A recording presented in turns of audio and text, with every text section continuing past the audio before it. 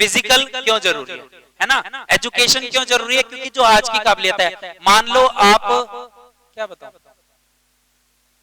मान लो अमित भैया का काम प्रिंटिंग का है और अमित भैया को मैंने ज्वाइन करा दिया काय में, ये बिजनेस काय का है, सेल्स। अब इनको नॉलेज काय की, प्रिंटिंग की, तो प्रिंटिंग में तो ये धुआं धू कमाते हैं, और सेल्स में। और यहां पे दिक्कत क्या है कि पहले पैसा चाहिए बाद में सीखेंगे, लेकिन सीखे बिना कुछ हो सकता है क्या, तो इन्हें पहले सेल्स सीखनी पड़ेगी नहीं पड़ेगी।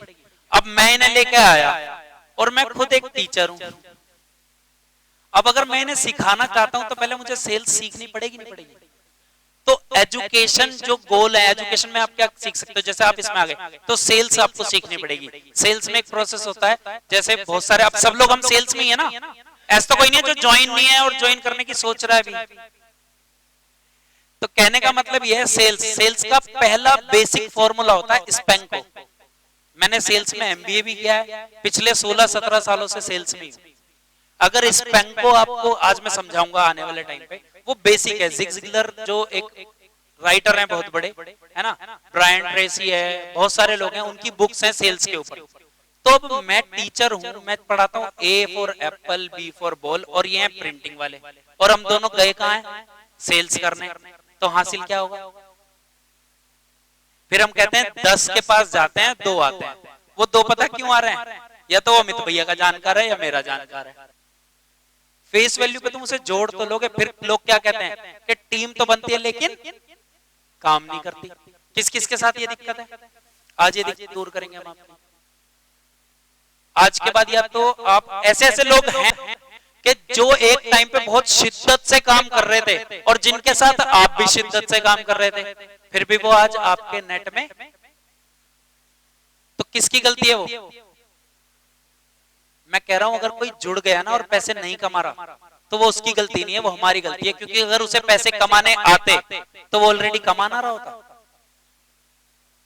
ये तो पहले ही पता है कि यानी कि हमें पैसे कमाने नहीं आते, उसे पैसे कमाने नहीं आते, ये तो हमें पता है, और वो हमारे साथ आने के बाद भी पैसे नहीं कमा रहा।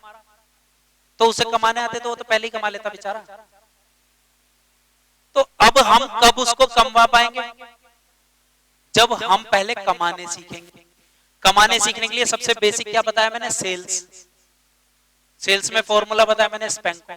जैसे कि हम सेल्स में आ गए तो सेल्स सीखनी पड़ेगी ना बेसिक। अब हम डायरेक्ट सेल्स में आ गए तो जिसको बेच वो हमारी टीम में आ गया, तो हमें टीम मैनेजमेंट आना चाहिए। अब हमने एक जुड़वा दी हाउसवाइफ, उसका परिवार कितना है, 2 बच्चे हैं, हस्बैंड है, वाइफ है, और एक सास ससुर है, एक देवर हो सकता है, एक नंद हो सकती है, मतलब 8-10 लोग हैं, वो नीम ही रहती है। अब हमने उसको डीटीएम में जुड़वा दिया और टीम बनवा दी 100 लोगों की। अब वो घर को कैसे संभालना है, बच्चों को कैसे संभालना है, सुबह तैयार कैसे करना है, हस्बैंड को कैसे संभालना है, सब्जी कैसे बनानी है, खाना कैसे बनाना है, वो जानती है ना, लेकिन 100 लोगों को कैसे संभालना है वो जानती है। अब 100 लोगों को संभालने के लिए उसको टीम मैनेजमेंट पढ़ना पड़ेगा या नहीं। अब टीम बनाने का एक फॉर्मूला होता है, स्टेप मैं आपको बता देता हूं टीम बनाने के। सबसे पहले होगा फॉर्मिंग, फिर होगा स्टॉर्मिंग, फिर होगा नॉर्मिंग, उसके बाद होगा परफॉर्मिंग। पहला है फॉर्मिंग, यानी कि आप लोगों को इकट्ठे करवाते हो। फिर होगा स्टॉर्मिंग, फिर उनमें झगड़े शुरू हो जाते हैं। जिस जिसकी टीम है ऐसा बंदा बताओ जिसकी टीम में झगड़े ही ना होते।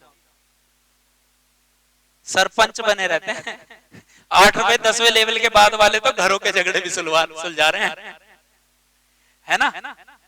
फिर उसके बाद नॉर्मिंग, उसके बाद परफॉर्मिंग। चक दे इंडिया देखिए सबने, परफेक्ट एग्जांपल है। कबीर सिंह, कौन था वो, शाहरुख खान नहीं, कल ही मुझे बताया था कबीर सिंह नहीं था वो, कबीर खान था वो। देखिए चक दे यार, या तो हाँ बोलो या ना बोलो, मतलब हाँ ना कुछ तो बोलोगे ना। अच्छा किसने देखी है, यस बहुत सारों ने बोला, हाथ ही नहीं उठ रहे। दर्द है हाथ में, किस किस के हाथ में दर्द है, तो वो इस पे भी उठा दिए कई सारों ने। तो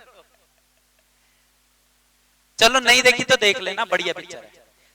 उसमें क्या होता है, चक दे इंडिया में फुटबॉल का कोच होता है शाहरुख खान, वो क्या करता है, पहले सारे लोगों को एक साथ, हर स्टेट से लोगों को बुलाता है और इकट्ठे करता है, इकट्ठे कर लेता है। फिर उसके बाद उस टीम में क्या शुरू हो जाते हैं, झगड़े होते हैं ना। वो चोटाला सबसे ज्यादा छोटी सी वो लड़ती रहती थी और एक वो तगड़ी सी मोटी सी, वो सबसे जाती है, सब वो अलग अलग बढ़ जाते हैं। फिर उसके बाद जब वो झगड़ों से फिर क्या करते हैं, वो शाहरुख खान उनको क्या कर लेता है, सबको नॉर्मल। और फिर उसके बाद वो परफॉर्मेंस देते हैं, कैसी देते हैं, जबरदस्त। अब आप सोचोगे जरूरी है, अगर आपकी टीम बनी और झगड़े नहीं हो रहे ना तो भी गलत है, क्योंकि ये स्टेप, अगर नहीं हो रहे ना झगड़े तो कराओ। कौन फायदा बताएगा मुझे, फिर मैं बताऊंगा। कल वाली ट्रेनिंग वाले भी बैठे हैं यहाँ पे, तो ऐसे नहीं आने का 12 ट्रेनिंग में 7th लेवल के कल ही लिया आज ही भूल गए। आप कहना चाह रहे हो दीदी कुछ? हाँ, झगड़े कराने का फायदे बताओ मुझे। दीदी बहुत लड़ती होंगी। मतलब अगर किसी की अंडरस्टैंडिंग मैच होनी, जैसे मेरी वाइफ से मेरी अंडरस्टैंडिंग बहुत ही बढ़िया है, तो मुझे पहले उससे लड़ना पड़ेगा?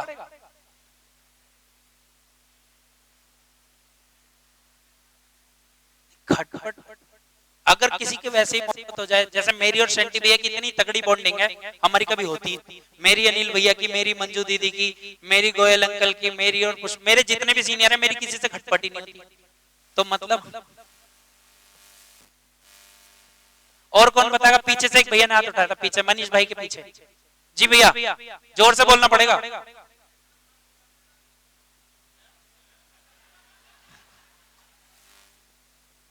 चलो मैं बैठ जाता हूँ, थैंक यू। भैया का जवाब गलत था पर सुनने में बड़ा अच्छा लगा।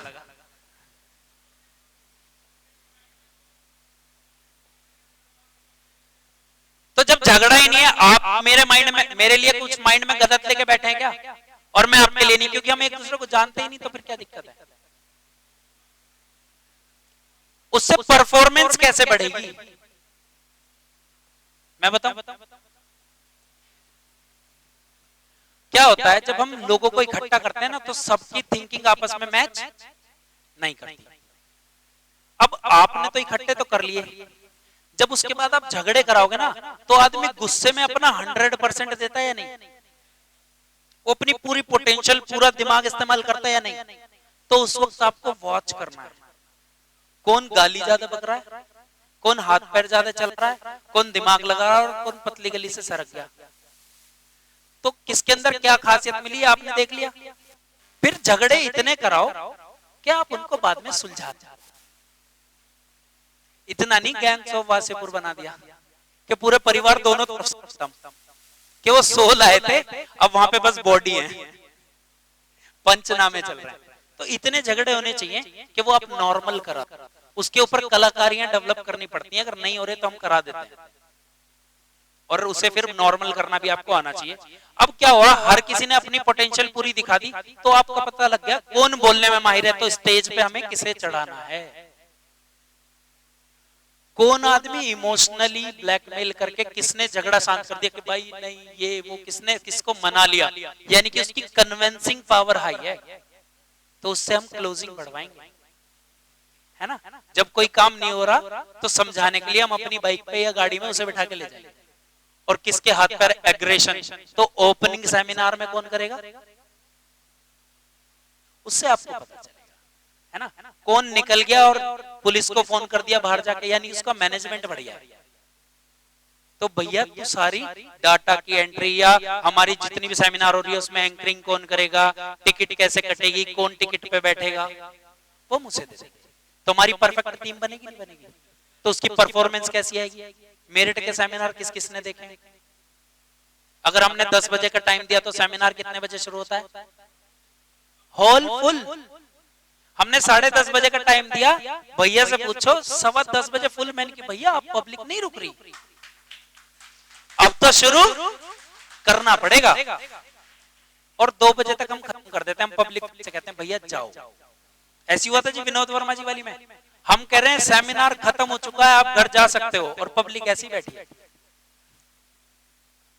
और जिसको यकीन ना हो तो बहुत जल्दी गोविंद भाई अभी हम शायद अभी शन टीवी ऐसे आज ही डेट देके जाएंगे हम सेमिनार की भी, क्योंकि मेरठ में लेवल फिर से बहुत सारे हो गए। तो अभी हम कहाँ चल रहे थे कि टीम बनाने का फॉर्मूला आपको मिल जाएगा। तो हमें ये सारी कलाकारियां, अब आपको कम्युनिकेशन, आप अगर टीम इकट्ठी कर लोगे तो टीम इकट्ठी करने के बाद क्या क्या पड़ेगा, क्या आप अगर 100 लोगों को संभाल सकते हो, तो अगर टीम बनाने की कलाकारी आपको पता है तो कल को वो 1000 बनेगी या नहीं। तो अगर आप 100 को संभाल सकते हो तो 1000 को संभाल लोगे, नहीं संभाल पाओगे, नहीं संभाल सकते। तो आपके अंदर फिर टीम मैनेजमेंट के साथ एक कलाकारी और होनी चाहिए, लीडरशिप की, यानी कि लीडर डेवलप करने की कलाकारी होनी चाहिए। यानी कि एक लीडर अगर 100 लोगों की टीम संभाल सकता है तो आपको 10 लीडर 1000 की टीम संभाल जाएगी, है ना। तो लीडरशिप की कलाकारी डेवलप, और ये सारी कलाकारी अभी उस हाउसवाइफ को, तो अब वो मार्केट में जाती है, 100 लोगों को लाती है और 90 लोग पहले ही दिन में गायब हो जाते हैं, क्योंकि उसको नहीं पता ना कि मार्केट में जाके कैसे सेल करनी है, कैसे रिजेक्शन से बचना है, कैसे रिजेक्शन हैंडल करना है। अभी उसने ये सब चीजें, अभी टीम को कैसे मैनेज करना है उसने अभी ये चीजें, टीम के अंदर लीडर कैसे बनाने हैं अभी उसने ये चीजें, तो ये पता लग गया। क्या पता लगा,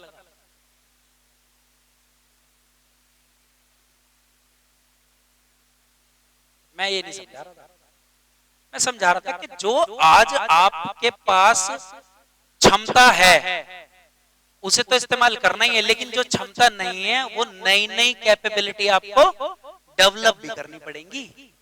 जो आज आपका, अगर आज आपका कम्युनिकेशन बढ़िया नहीं है तो लीडरों के अंदर क्षमता होती है बढ़िया, तो आप अपनी टीम को मोटिवेट कैसे करोगे अगर आपका कम्युनिकेशन पावर हाई नहीं है। नरेश भैया हैं, शंटी भैया हैं, महिपाल भैया हैं, ये जानते हैं, मंजू दीदी हैं, मेरे तो बहुत सारे सीनियर बैठे हैं यहाँ पे, इनको पता काम दाम बताने भी नहीं आता था स्टेज पे।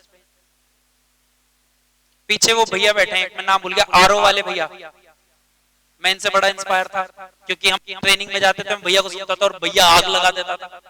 मेरी शुरुआत थी, मैं कहता था यार बड़ा जबरदस्त काम है, आज मैं बोल पा रहा हूँ, आज मेरे को आप 5000 लोग, तो ये क्षमता मेरे में नहीं थी ना, लेकिन मुझे क्या पता कि अगर मेरे को काम करना है तो मुझे ये क्षमता डेवलप करनी पड़ेगी, तो मैं डेवलप कर रहा हूँ।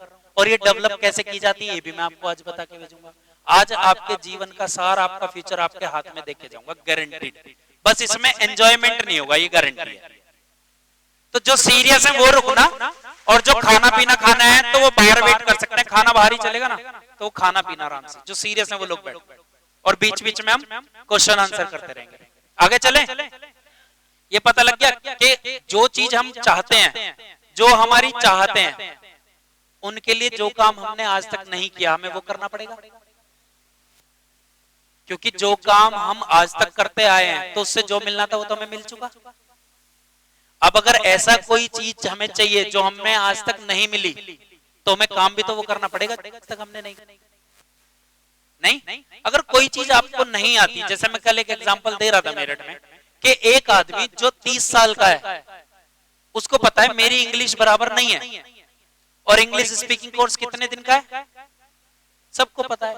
एक अनपढ़ आदमी इंग्लिश बोलना सीख सकता है 3 महीने में, और वो पिछले 30 साल से यही कह जा रहा है मेरी इंग्लिश बराबर नहीं है, मेरी इंग्लिश बराबर नहीं है, इस वजह से मैं कमा नहीं रहा हूं। 3 महीने लगा के इंग्लिश सीख ले और पूरे कितने साल, 29 साल 9 महीने कमाता या नहीं कमाता ना। तो इंग्लिश सीखने में टाइम कितना लग रहा है। पीपीटी बनानी नहीं आती थी मेरे को, भैया से मैं, हम सब कैसे जोड़ तोड़ करके बनाते रहते थे, सीख ली। जो चीज आपके काम के आड़े आए, क्योंकि मेरा टारगेट क्लियर है, मैं 50 साल डीटीएम में रहने वाला हूं, और आज के बाद आप भी यही बोलोगे। क्यों बोलोगे ये भी बताऊंगा, क्योंकि 2 साल 4 साल 5 साल का टारगेट सब लेते हैं ना, वो टारगेट ही नहीं। एक कंपनी में सफल होने के लिए मिनिमम, मनीष भाई कितने साल काम करना चाहिए मिनिमम है? मनीष भाई नाम है आपका? पीछे मैंने इसलिए बोला था कि सबको आवाज आए, जोर से बोलो। अगर आप सफलता चाहते हो तो एक कंपनी में मिनिमम 25 साल काम करना पड़ता है, बताऊंगा क्यों। आगे चलें। अब ये गोल कैसे लिखने होते हैं आपने, ये तो हमें पता लग गया। घर, अभी जैसे अजय पाल जी ने हमें बताया कि घर लेना, तो ये गोल जो है ना क्या क्या होते हैं ये तो मैंने बता दिया। शॉर्ट टर्म होते हैं, मीडियम टर्म होते हैं, लॉन्ग टर्म होते हैं। शॉर्ट टर्म होते हैं जो आप 0 से 1 साल में लोगे। जैसे घर लेने के लिए पहले तो प्लॉट लेना पड़ेगा, या फिर बैंक बैलेंस बनाना पड़ेगा, है ना। अब हो सकता है उनकी जरूरत घर ना हो, उनके घर में कोई उनकी छोटी बहन हो सकती है, या बेटी हो सकती है, या बेटा हो सकता है जिसकी एजुकेशन हो, बेटी हो सकती है जिसकी शादी पहले करनी हो सकता है ना। या फिर उनके ऊपर जैसे भी भाई ने बताया कोई उधारी हो और वो हमें लिख के क्या दे रहा है, मुझे ओडी चाहिए। जब हम शॉर्ट टर्म, मिड टर्म और लॉन्ग टर्म ड्रीम्स लिखते हैं तो उससे हम प्रायोरिटाइज कर सकते हैं कि हमें पहले क्या चाहिए। एक टाइम पे केवल एक ही टारगेट होना चाहिए अगर आप सफल होना चाहते हो, एक टाइम पे।